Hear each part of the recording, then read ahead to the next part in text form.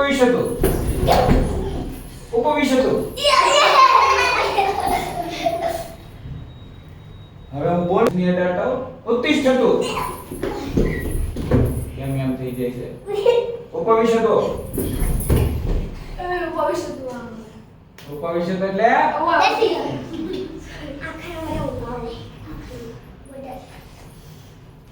ઉત્તિષ્ઠતુ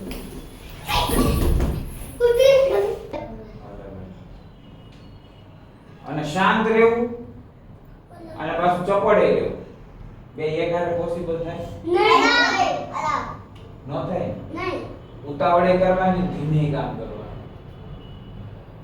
તો જે આવડે છે એમાં તને ક્ષમતા આવડે છે હા હવે મુક્તેશ્વર મહાદેવ વાલો બોલો બેન તમે બીજું નામ બોલો એક શંકર ભગવાનનું એક નામ બોલવાનું છે બોલો કોઈ પણ એક અવતાર અવતાર નીલકંઠ અને રુદ્ર એક જ બોલવાનું હતું જો આ ઉઠી જાવ દીદી બેન બોલો રુદ્ર હાલો બોલો માનભાઈ ઓમ ઓમ હાલો શિવભાઈ બોલો મહાદેવ બોલો કોઈ પણ એક નામ શંકર ભગવાનનું બોલો ધ્રુમિલભાઈ ઘોડાના હાલો કર્મભાઈ હવે તમે બીજું ફટાફટ વિચારી લ્યો હવે દુર્વાસા ઋષિ કોણ હતા ખબર છે બોલો અનસુયા અને અત્રિના પુત્ર અનસુયા અને અત્રિના પુત્ર હતા ચાલો બીજું એ દુર્વાસા મુનિ હતા એટલે દુનિયાના બધા કરતા ગુસ્સાવાળા હા દુનિયામાં બધા કરતા ગુસ્સાવાળા હવે ગુસ્સાવાળા દુર્વાસા મુનિ એક દિવસ હાથમાં કેટલા સરસ ફૂલનો હાર લઈને જતા હતા હવે આટલા સરસ ફૂલનો હાર લઈને જો દુર્વાસા મુનિ જતા હોય તો પછી એક વખત એ હાર લઈને જાતા કેટલું લાંબુ જવાનું હતું અને અચાનક મોટો હાથી મોટો એટલે કેટલો મોટો હશે હું વિચારો છો તમે બહુ બહુ મોટો એટલે દુનિયા જેટલો હાલો સમજી ગયો સાત સુન કેટલી કયો હાથી હવે ઐરાવત હાથી કોનો છે ઇન્દ્રનો તો ઇન્દ્રદેવના હાથી ઉપર ઇન્દ્રદેવ બેસી અને આમ આવતા હતા દુર્વાસા મુનિ હાથમાં હું લઈને જતા હતા ફૂલનો હાર લઈને જતા હતા સરસ મજાનો અને અચાનક ઇન્દ્રદેવ ઐરાવત ઉપર હામાં મળ્યા એટલે દુર્વાસા દેવ મુનિ તો ખુશ થઈ ગયા એ કહે કે વાહ ઇન્દ્ર વાહ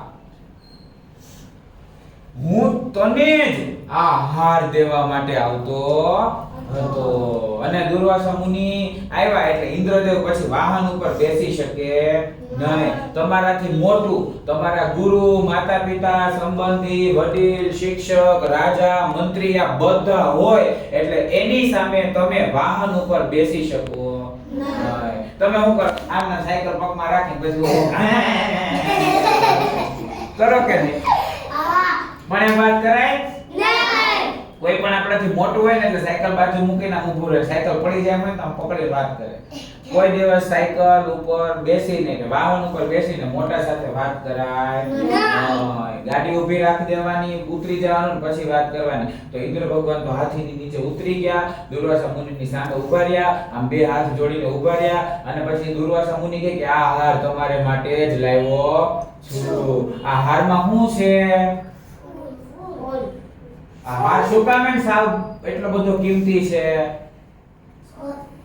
દુર્વાસા મુનિ કહે મેં 1000 યજ્ઞ કર્યા કેટલા 1000 અને 1000 યજ્ઞ પછી એક પરમ પવિત્ર ફૂલનો આ હાર છે સાક્ષાત અગ્નિમાંથી પ્રગટ થઈને દેવતાઓએ મને આ હાર આપ્યો છે હવે આ હાર જેની પાસે હશે એની પાસેથી લક્ષ્મી ક્યારેય દૂર જશે તો હવે કયો તો આ લક્ષ્મી એટલે કઈ લક્ષ્મી વિષ્ણુ ભગવાનની પત્ની હા વિષ્ણુ ભગવાનની પત્ની લક્ષ્મી પણ ઈ જ લક્ષ્મી હશે કે બીજી લક્ષ્મી હશે બીજી લક્ષ્મી હશે હા તો આમાંથી કેટલા લોકોને વાંચતા આવડે છે વાહ તો ઈ તમારી લક્ષ્મી કહેવાય તો ઈ તમારી શું કહેવાય લક્ષ્મી કહેવાય આમાં કેટલા લોકો પાસે કપડા છે હા તો ઈ તમારી શું કહેવાય લક્ષ્મી કહેવાય આમાંથી કેટલા લોકો સાચું બોલે છે આ બધા ખોટું બોલે છે. મારાથી ક્યારેક ક્યારેક ક્યારેક તો ખોટું બોલાય જ જાતું હશે. ક્યારેક ક્યારેક બોલાય જાય ને. તો હાલો કેટલા લોકો ખોટું બોલે છે? હા, તો આ ખોટું બોલો છો એ સ્વીકાર કર્યો, એ સાચું બોલ્યા. તો એ તમારી શું કહેવાય? લક્ષ્મી. આમાંથી કેટલા લોકો ઘરે માતા પિતાને પગે લાગે છે? આ તમને ઓલી વખતે કીધું નતું લાગવાનું તો હું થયો? બે થી લાગ્યા પછી ભૂલી ગયા. અરે મારા વાલા રોય. હવે ઇન્દ્રને ત્યારે મોજ પડી ગઈ હશે. તો ઇન્દ્રની બુદ્ધિ કેવી થઈ ગઈ? ઇન્દ્રને એમ કે વાહ, આપણી પાસે બધું જ છે. ઐરાવત હાથી છે, સ્વર્ગનું સિંહાસન છે, સ્વર્ગમાં તો કેટલી બધી સંપત્તિ હોય, કેટલી બધી વસ્તુ હોય, આવું સ્વર્ગ આપણી પાસે છે એમ ઇન્દ્રને થઈ ગયું. એટલે ઇન્દ્રને એમ થયું કે આ હાર આપણા કામનો છે ભાઈ. છે. હું તમને એમ કહું આવો હું તમને વાંચતા શીખવાડું કર્મભાઈ. તો તમને મજા આવે? એની મજા આવે. તમને વાંચતા આવડે છે પણ તમને એ નથી ખબર ને કે અમે ઓલી વખતે જર્મન ભાષા શીખ્યા, તમે જર્મન વાંચતા શીખવાડતા હોય. તમને જ્યારે એમ થાય કે મને આવડે છે એટલે તમારું શું થઈ ગયું? ભ્રષ્ટ થઈ ગયું બુદ્ધિ. તમારું શું થઈ ગયું? સત્યાનાશ થઈ ગયો. આમાંથી કેટલાને ગણિત આવડે છે? હવે વિચારો તો આવડે છે? ઐરાવત હાથી. હવે હાથીને ક્યારેય કોઈ પણ વસ્તુ પહેલી આપો એટલે હાથી શું કરે? હાથીને કોઈ પણ વસ્તુ પહેલી આપો એટલે હાથી સૌથી પહેલા એ વસ્તુને શું કરે? ઉડાડે. શું કરે? તા તો સાથે સાત કુંડમાં લઈ અને ઐરાવતે ઈ હાર હતો ને ઈ હારને આમ કર્યો ખુલ્લો અને પછી આમ ફૂલડા અને આયા તમે દુર્વાસાને જોવો કાળ કાળ. એટલો ક્રોધ દુર્વાસાને, એક તો વિશ્વમાં સૌથી ક્રોધી દુર્વાસા. અને દુર્વાસાએ ઇન્દ્રને શ્રાપ દીધો, જા તારી પાસેથી બધી લક્ષ્મી જતી રહેશે. બધી લક્ષ્મી એટલે ઇન્દ્રને જ્ઞાન જતું રહ્યું, બુદ્ધિ જતી રહી, તાકાત જતી રહી, હથિયાર જતા રહ્યા, ઘરેણા જતા રહ્યા, હાથી માર મોલાત બધી જતી રહી, ઘોડા જતા રહ્યા. દેવતાઓએ ઘરેણા પહેર્યા હતા કારણ કે ઇન્દ્ર પાસેથી જાય તો બધા પાસેથી જાય. ઇન્દ્ર બધા દેવતાનો રાજા છે તો એની પાસે હોય, એની પાસેથી ગયું તો બધા પાસેથી ગયું ને અચાનક બધું ગાયબ થઈ ગયું એટલે બધા ત્રાહીમામ પોકારી ગયા. સૂર્યનો તાપ હતો ઈ ઘટી ગયો, ચંદ્રનું તેજ હતું શાંત ઈ ઘટી ગઈ, ઔષધિનું તેજ બધું ઘટી ગયું. લોકોને દવા પાઈ તો દવા સારી ન કરે લોકોને. કેમ? કારણ કે તેજ જ નતું. લક્ષ્મી જ જતી રહી. અને લક્ષ્મી ક્યાં જતી રહી? હવે વિચારો, લક્ષ્મી ક્યાં જતી રહ્યા? સમુદ્રમાં. અને અહીંયા બધા પાસેથી શક્તિ જતી રહી પછી બધાને ખાવાના ખાપા, કપડાના ખાપા, ઘરેણાના ખાપા, વસ્તુના ખાપા. અને પછી બધા ભેગા થઈને ગયા શંકર ભગવાનની પાસે અને એમ કહે કે હે શંકર ભગવાન, આ અમારી લક્ષ્મી જતી રહી. હવે પાછી લાવો. શંકર ભગવાન કે લક્ષ્મી મારી પાસે નહીં તો રહી નહોતી. શંકર ભગવાન ક્યાં રહે? કૈલાસમાં મહેલો છે? શું છે? બરફ. શંકર ભગવાન સોનાના ઘરેણા પહેરે? શંકર ભગવાન કે ભાઈ હું તો ભસ્મ ચોળીને રહું છું. હું રહું છું મારે રુદ્રાક્ષની માળા હોય, મારે સિંહનું વાઘનું ચામડું પહેરવાનું, મારી પાસે કાંઈ સંપત્તિ હોય નહીં. સંપત્તિ કોની પાસે હોય? સંપત્તિ ઇન્દ્ર પાસે હોય. ઇન્દ્ર તો કે પ્રભુ મારી તો હોય ગઈ. મેં તો એકવાર અહંકાર કર્યો કે આપણી પાસે બધું છે, હાલ જોતો નથી. દુર્વાસાએ કીધું સંપત્તિ જાય તો આપણી સંપત્તિ તો હોય ગઈ. હવે તો કે સંપત્તિના સ્વામી કોણ છે? લક્ષ્મીજી કોના પત્ની છે? તો લક્ષ્મીજીને લેવા ક્યાં જવા પડે? વિષ્ણુ ભગવાન પાસે. એટલે બધા દેવતાઓ ત્યાંથી ક્યાં ગયા? વિષ્ણુ ભગવાનની પાસે. વિષ્ણુ ભગવાનને કહે કે પ્રભુ આ અમારી ભૂલ થઈ ગઈ. વિષ્ણુ ભગવાન કહે તમારી ભૂલ થઈ એની વાને લક્ષ્મીજી મારી પાસેથી નહીં જતા રહ્યા. તમને એનો અહંકાર ચડી જાય છે એટલો બધો તો હે? તમારે લીધે આખી સૃષ્ટિ હેરાન થઈ છે. કારણ કે દેવતાઓ પાસેથી દ્રવ્ય ઓછું થાય તો આખી સૃષ્ટિ પાસેથી ઓછું થાય થાય ને દેવતાઓ પાસે તો તમને શું આપે કાંઈ નહીં. એટલે દેવતાઓનો મતલબ એવો નથી સ્વર્ગમાં જે છે દેવતાઓ. તમારા શરીરમાં ઇન્દ્ર કોણ? ભગવાન. તમારા શરીરમાં કયું અંગ ઇન્દ્ર કહેવાય કયો તો? બધા વિચારો તો. બોલો. છાતી. મગજ. વાહ ઓમભાઈ પેલા શાબાશી આપો તો માનભાઈ થોડી ભગવાન.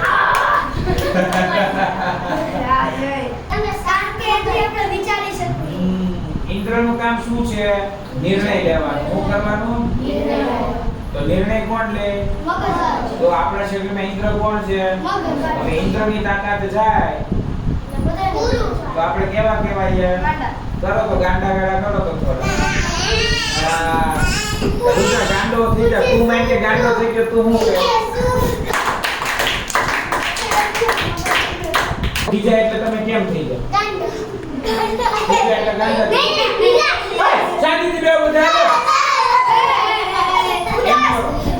આવું એટલે વિષ્ણુ ભગવાન એમ કે ચાલો બ્રહ્મા પાસે. એટલે બ્રહ્માજી પાસે ગયા. બ્રહ્માજીને એમ કે જો બ્રહ્માજી એટલે પ્રિન્સિપલ એમ સમજો. બધી વસ્તુ બનાવવા વાળા. એટલે કે જો આ છોકરાઓથી ભૂલ થઈ ગઈ છે. હવે એની પાસેથી લક્ષ્મી વહી ગઈ છે. હવે આપણે લક્ષ્મીજીને પાછા સમુદ્રમાંથી બોલાવવાના છે. તો એનો કઈ રસ્તો હોય તો હા. એટલે બ્રહ્માજી કહે કે વિષ્ણુ ભગવાન તમે આ લોકોની વાહે ન કરો. આ લોકોને ગમે એટલી વાર કહો આને કાંઈ શરમ છે જ નહીં. આ નાક વગરના બધા દેવતાઓ છે દર વખતે એકની એક ભૂલ કરે છે. એટલે આપણી મગજ વારે વારે એકની એક ભૂલ કરે છે. એકવાર કીધું એ કામ નહીં કરવું. વારે વારે ઈ થાય કે એટલે એમ કે એકની એક ભૂલ કરે છે. એટલે પછી બોલા બધા દેવતા પાછા હો. તમને કોઈ ખીજાતું હોય અને પછી તમારે એની પાસેથી શીખવું હોય કે જોતું હોય એટલે તમે એમ કે હવે નહીં સાહેબ જવા દો ને એકવાર જવા દો ને. બાકીના સમુદ્ર મંથન વિશે ખબર નથી. વાહ રુદ્ર શું ખબર છે તમને? બોલો હાલો. નાગ અને અસુર અને દેવતા બે ખેંચે એમાંથી ઝેર નીકળે છે એટલે અમૃત નીકળ્યું અને ઝેરી શિવ ભગવાને પીધું. વાહ સરસ. ઝેરી શિવ ભગવાને પીધું. તો હાલો હવે હું તમને એમ કહું કે તમે છાશનું બધામાં એટલું ખાસ કરો કે આંગળી ગરમ થઈ જાય તમને એમ થાય કે ઓહ એટલું ખાસ.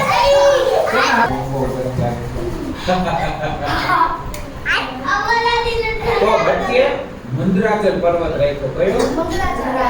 અને વાસુકી નાગને એની ફરતે આમ લપેટ્યો. શું કર્યો? હવે વાસુકી નાગ હોય કોઈ પણ સાપ હોય એ સાપને આમ ખેંચો એટલે એના મોઢામાંથી શું નીકળે? તો વાસુકી એટલો શક્તિશાળી નાગ હતો. શંકરના ગળામાં વાસુકી નાગ છે. કોણ છે? એટલે શંકરના ગળામાં વાસુકી નાગ છે. તો શંકરના ગળામાં વાસુકી નાગ હોય અને એને આયા મંદરાચલ પર્વતની ફરતે આમ લપેટ્યો. હવે આમ લપેટ્યો અને પછી આમ ખેંચે અને સાપના મોઢામાંથી શું નીકળે? વિષ ઝેર. અગ્નિની જ્વાળાઓ જેવું વિષ નીકળ્યો. હવે આ વિષ નીકળ્યું તો એ દેવતાઓ ઉપર પડે તો દેવતાઓની શક્તિ વધારે ક્ષીણ. હવે આ ઝેર એટલે હું ખબર તો શું નામ છે તમારું? વેદાંતભાઈ. આ ઝેર એટલે તમને એમ થાય ને કે ઓલો મારો ગંધાવ એને મારે બાંધવું. કેટલા નાવું થાય? એટલે મને એવું થાય જો તમને નથી થતું. તમે બધા દૂધ ના ધોયેલા જોયેલા?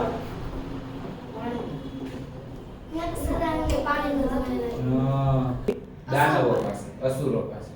ને અસુરોને કે તમને કઈ ખબર છે આ દાનવોને હરાવવાની ને દાનવોને નીચા દેખાડવાની દેવતાઓ તૈયારી કરે છે?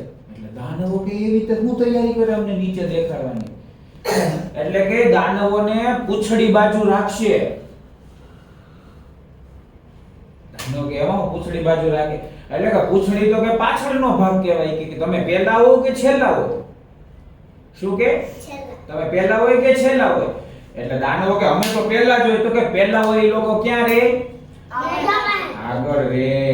એટલે કે તમારે મોઢાની જ જગ્યા લેવી જોઈએ નહીં કે તમે કેટલા પરાક્રમી. અત્યારે દેવતાઓ પાસે કાંઈ સંપત્તિ નથી, તમારી પાસે સંપત્તિ છે. દેવતાઓ પાસે કાંઈ પ્રકારની આવડત નથી રહી, તમારી પાસે બધી આવડત રહી છે. દેવતાઓ પાસે અત્યારે તમારી ગરજ છે. કારણ કે જો તમે ના પાડી દો તો સમુદ્ર મંથન થશે એટલે નારદ બુદ્ધિ ચલાવી એમ કીધું તારથી તો થાય જ નહીં. પછી એમ થાય નહીં, યાદ રાખજો. થાય નહીં. એટલે પછી કરવા માંડ્યા. એટલે દેવતાઓને ક્યાં નાખ્યા? પૂછડી બાજુ દાનવો રહ્યા. અને સૌથી પહેલા આમાં ફેરવવા જોઈએ સમુદ્ર મંથનમાં સમુદ્રની વચ્ચે મૂકેલો મંદરાચલ પર્વત ક્યાં ઘૂસી ગયો? કેમ અંદર ઘૂસી ગયો? વજન જ મંદરાચલ પર્વતનો એટલો. અને એમાં આમાં ફેરવો, કોઈ પણ જગ્યાએ આમાં ફેરવો તો એ ક્યાં ઘૂસતું જાય? અને પછી વિષ્ણુ ભગવાન હેઠે આવ્યા. કાચબાવાળું રૂપ લે. કેવું રૂપ લઈને? કાચબાવાળું પર્વતની નીચે. હા. એટલે પર્વતની નીચે એ કેમ ઊભા રહી ગયા? કે કાચબાનું કવચ કેવું હોય? એટલે પર્વત એની ઉપર. પછી હવે કાચબાની પીઠ ઉપર પર્વત મૂક્યો ને પાછું ફેરવાઈ ગયો ને તો પર્વત આમ પડવા માંડ્યો. શું થવા માંડ્યું? સૌથી પહેલો મતલબ છે વિષ પીધું, પણ ક્યાં સુધી પીધું? ગળાથી નીચે વિષને મોકલું. હવે આ વિષ એટલે હું ખબર નિર્વાપે સાંભળું છું તમારે તમારે હેતભાઈ સાંભળું છે વિષ એટલે હું? વિષ એટલે હું ખબર હું એમ કહું ઝેર એટલે શું ખબર? તમને તમારું પાસે આવીને કોક એમ કહે ને, હું નામ કીધું માતાજી તમારું? આરવી બેન તમને કોક પાસે આવીને એમ કહે ને, આરવી ઓલી એમ કહેતી હતી કે તું તો આવ ગંધારી છો, આવું ઈ બોલતી હતી. બોલ હવે આ વાત તમે ગળામાં રાખી દો ને તો આ વિષ ક્યાં રહી ગયું? તમે આ વાત પેટમાં ઉતારી દીધી અને તમારા મગજમાં ચડી ગઈ. મારા હાટુ એમ બોલતી હતી, મારા હાટુ ખરાબ બોલતી હતી. બીજું, 2 વાર વિષ રોકવાનું હોય. કેટલી વાર? 2 વાર. એક વાર પિતા અને એક વાર કાઢતા. એક વાર પિતા પહેલા રોકવાનું હોય અને એક વાર કાઢતા પહેલા રોકવાનું હોય. જેમ કે હું તમને એમ કહેવાનું ઓમભાઈ હું કામ કરો છો, કઈ શરમ જેવું છે કે નહીં? અને તમે આમ ગળામાં જો તમારે વાક્ય તૈયાર જ હોય, મેં હું કહ્યું તો આ બોલતા પહેલા અટકી જાય. ક્યાં? ગળાની બહાર આવવું જ જોઈએ. કોઈકને ખીજાવવા માટે, એટલે મારો તો ખીજાવવાનું કામ છે, હું ન ખીજાવ તમે આવડે નહીં તો હું ખીજાવ એ તમને ગેરું લાગે છે કે કડવું લાગે છે? કડવું લાગે છે. પણ તમને નુકસાનકારક હોય એવું કડવું લાગે છે, ફાયદાકારક હોય એવું કોને નુકસાનકારક છે? આ તમે બધા વિષ હોય, હું હોય ચારે બાજુથી આમ સાપની ફૂંડને ફુર ફુર કોઈ દિવસ કોઈની સામે આંગળી ચીંધીને એની ખરાબ વાત બધાની સામે કરાય. આને શું કહેવાય? વિષ. આ વિષ ક્યાં અટકી જવું જોઈએ ભાઈ? જો આ વિષ છે, વિષ છે ને, ઈશો અને વ ઊંધા થઈ જાય તો નહીં. તમારે કોઈકને કઈ ખરાબ વાત કહેવાની છે તો એ હું આવ્યું, એ તમારી અંદરથી વિષ આવ્યું તો એ બહાર નીકળવું જોઈએ, ગળામાં અટકી જવું જોઈએ. અને આ શિવ પાસે છે ને એવી શક્તિ છે, એ બધી વાતને ક્યાં અટકાવી દે? ન તો કોઈની ખરાબ વાત પોતાના અંદર લે, ન તો કોઈ માટે ખરાબ વાત પોતાની બહાર કાઢે. એટલે શને બદલી જાય તો વિષ થઈ જાય. હવે આ વિષ ઉપર વશ કરવું હોય તો શંકરની પૂજા કરવી.